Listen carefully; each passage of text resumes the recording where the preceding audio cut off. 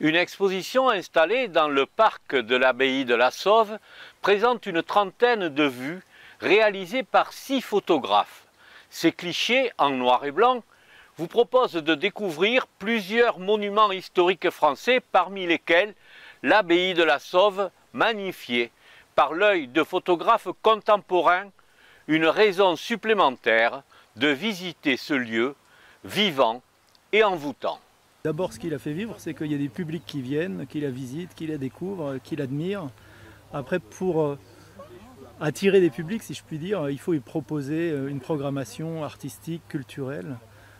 Et puis après, il y a toute une programmation de spectacles vivants, avec l'art rural par exemple, de cinéma avec le Max Linder, d'animation avec les guides conférenciers. Voilà, il y a toute une programmation sur toute la haute saison, pour donner à la fois envie aux gens qui ne connaissent pas l'abbaye de venir la découvrir, même s'ils ne sont pas a priori fascinés par l'art roman, mais aussi pour donner envie aux habitants du territoire, aux Créaunais et aux gens de l'Entre-deux-Mers, de revenir à l'abbaye. Auteur des clichés sur l'abbaye, la photographe Pascaline Mar s'est imposée un séjour sur place. Elle nous explique les raisons de ce choix. Là, c'est 3 ou 4 jours. Et ce qui est c'est intéressant parce qu'on n'a pas forcément la possibilité déjà de se libérer au-delà d'une semaine par exemple. Et sur un lieu précis, ça permet de l'explorer de façon intuitive. Parce que voilà, on arrive sur le terrain, on commence à travailler, on s'approprie un lieu et on travaille avec le temps, on travaille avec des circonstances extérieures qu'on ne maîtrise pas forcément et donc il va falloir improviser aussi. Photographier impose une grande qualité, celle d'observer un élément primordial. Mais pour poser le cadre, il faut la lumière. Voilà. Et là, comme je dis la lumière en premier lieu parce que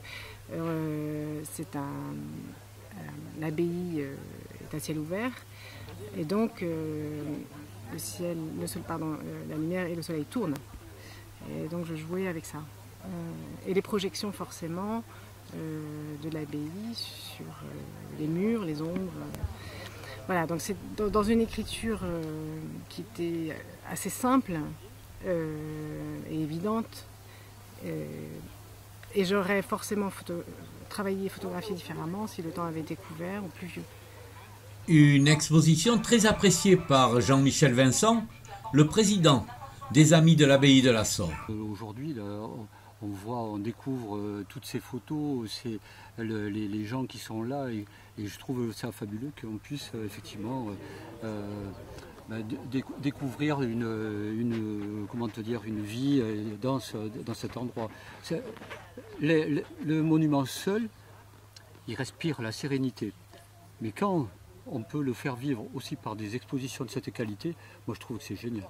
Le site incite à prendre son temps, à flâner. Un contexte favorable à la réflexion. C'est une éducation.